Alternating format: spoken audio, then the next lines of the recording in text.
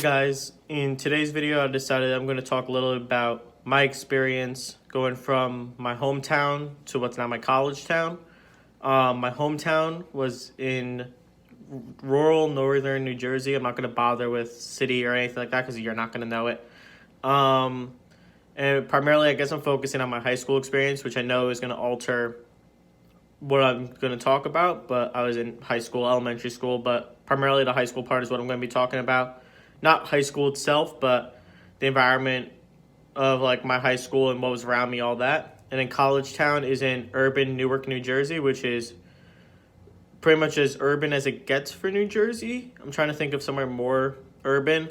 Um, Maybe Camden. Like there's some more, I guess, ghettoized parts of New Jersey, but Newark is very much a hub for business and industry and things like that. So again, my focus is primarily going to be at college in Newark, New Jersey, which again is going to affect my overall view of things and how it's impacted me, my experiences, all that. But I think my point is still going to stand at there was a big difference between where I grew up and where I've gone to college. Just the environment itself, not only, I mean, obviously high school and college are very, very different things. The people around you and all that's very, very different. But overall, I think that the location has just as much a factor, if not more of a factor, than the role I've been playing in these two areas. So just to start off example-wise, biggest example when I'm just thinking off the top of my head is when I was growing up in my hometown, I was always considered a city boy. I was always in these button-down shirts. I always was very clean cut. I didn't like to get dirty. I wasn't really one to go into mud, that kind of stuff. They considered me very city boy. I didn't like to play with animals, go hunting, fishing, things like that.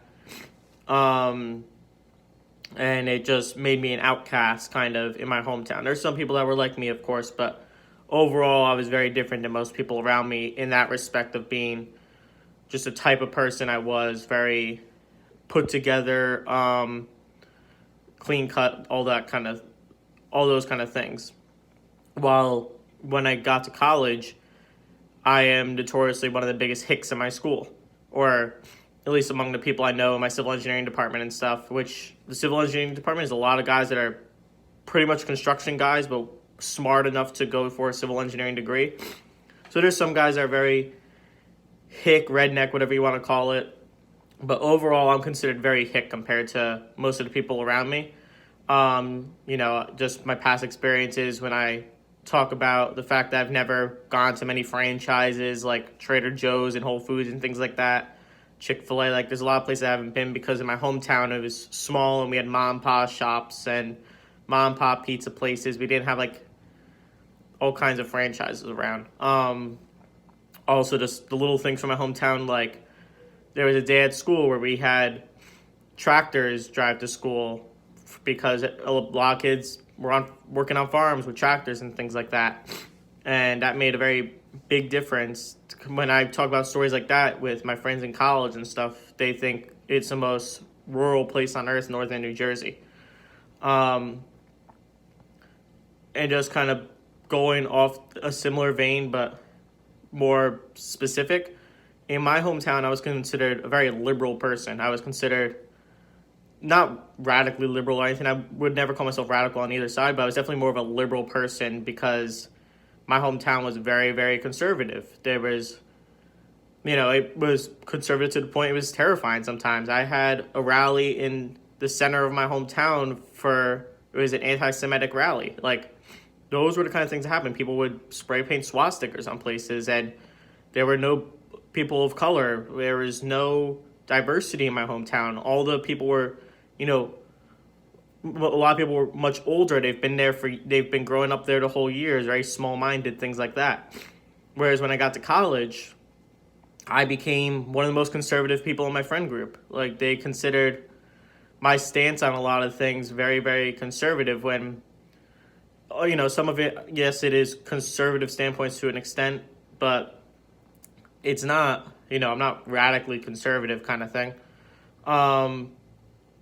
It's just a weird way that I can go from one side to the other in both these respects. Going from the city boy of city boys in my hometown to the hick of hicks in college, and then going from someone that's considered very liberal in my hometown to very conservative in college. Just the changes in my environment changed that radically. And again, I do recognize that I went from high school to college, and that makes a big difference too. College is a notoriously liberal environment, so since I have even a little bit of conservative tendencies to me, that makes me very liberal, makes me very conservative to a liberal crowd in college. And then same thing with high school. High school is, a place for kids, and you have fun and you play outside, things like that. And I wasn't into those things. I was into computer games and playing with technology, things like that, which made me very nerdy and city boy when I was in my hometown, while everyone else wanted to play outside and stuff. And I played football for a year and things like that, but wasn't, that wasn't the kind of person I was for most of high school, even if I wanted to be.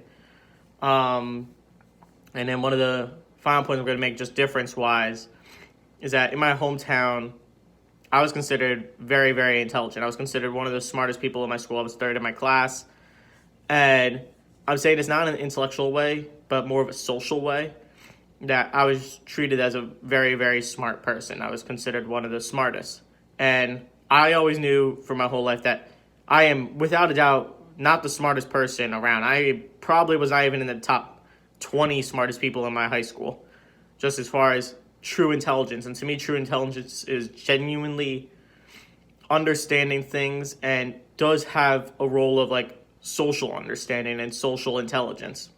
I was very book smart, and even in that respect, I wasn't very knowledgeable on a lot of different subjects and things like that. Truly, I was just really good at taking tests and doing my work in a way that teachers would appreciate, things like that.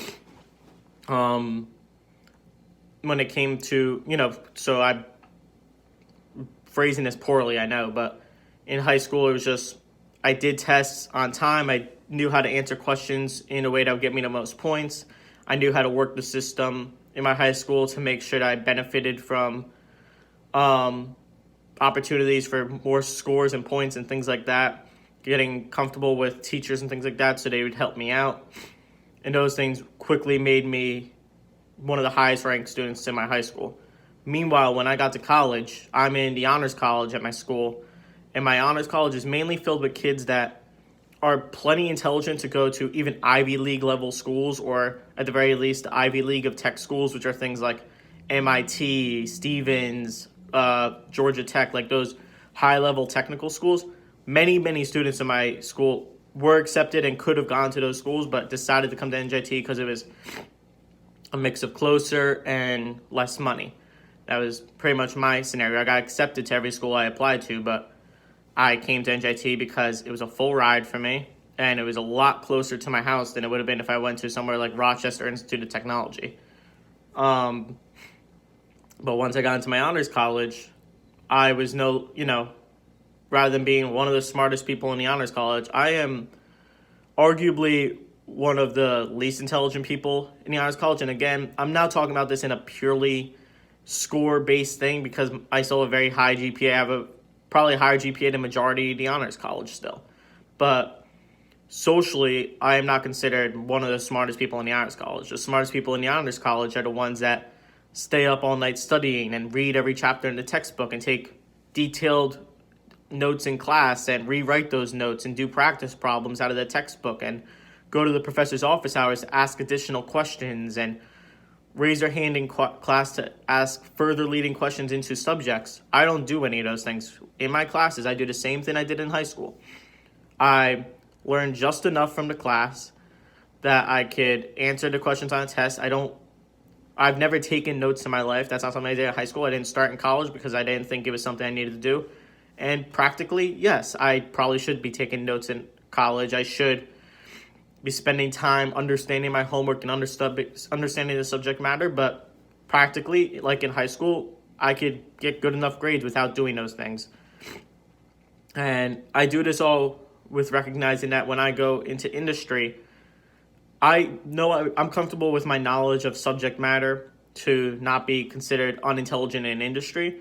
And I recognize that in industry, when you start working and stuff, majority of your knowledge is going to come from experience. The foundation is just laid down in all your education, just so you understand the terminology and the thought process for things, but really your knowledge is going to come from experience. So my point being just that from going from high school to college without really changing how I've done school, socially, I went from being one of the most intelligent people. People would constantly come to me to be in group projects and work on things together and ask for help with homework and things like that in high school, to now in college. There are still people that are comfortable talking to me and asking for help and working on projects, things like that, but I'm not the first choice when it comes to those things. I'm not considered, a top 10 smartest kid at my school, even I might be top 5 in my major, especially since a lot of people know my GPA, but that doesn't make me one of the smartest anymore. And I'm fine with that. I have no issue with that. I'm just trying to point out how radically things have changed from when I was in my hometown to coming to college. Now, to kind of bring things together, I'm going to go over some of the things that have not changed even a little bit since I went from high school to college. The first one is just my general standing as a quote-unquote loner. Just in high school, I never was in a tight group of friends and hung out with a certain group of people, really. I never was the best friend of anyone in high school. I just was the guy that everyone relatively knew. I was social with everyone, but I wasn't really close, good friends with anyone. Same thing happened in college. Pretty much everyone in my civil department knows me. A lot of people throughout the school know me pretty well, including professors and things like that. But I'm not considered, a well-known person. I don't have a ton of friends, anything like that. I'm still considered mostly a loner, I would call it. I'm not saying that in a bad way. Again, I'm comfortable with that. I'm happy with that. It's just something that is interesting, I guess. Another big thing that kind of I feel defines me is in high school, I guess I would call it one of my strongest characteristics is that adults really liked me. Whether that be teachers, parents of friends that I hung out with, coaches, all that. They respected me a lot of how I would treat them with respect and things like that, more so than some other kids. And I carried that through college, and I treat all my professors with the utmost respect. Just adults in general, the public safety on campus, janitorial staff, anyone who is any older than me, I treat with the utmost respect, and they appreciate that, which I think everyone appreciates being respected. But I think in our culture, and I'm not going to get too deep into it because it could definitely be a video of itself, but treating adults with respect is something that has kind of fallen to the wayside in some way. Younger people, kids, things like that. I wouldn't say it's a lack of respect. I just feel that a lot of kids and younger people see adults and people older than them on more of a same level thing and treat them like they would treat someone their same age, and I'm just not the same way. Not going to talk about right now whether I feel that's right or wrong. I'll save that for another episode.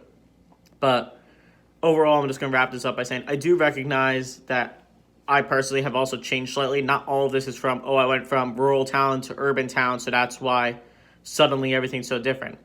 I'm not the same person I was in high school at all. Thank goodness I'm not. But there's a lot of me that still is the same, and the fact that I am defined so much differently going from my rural high school to my urban college is just something that I've always considered very interesting and very unique to my situation, I guess.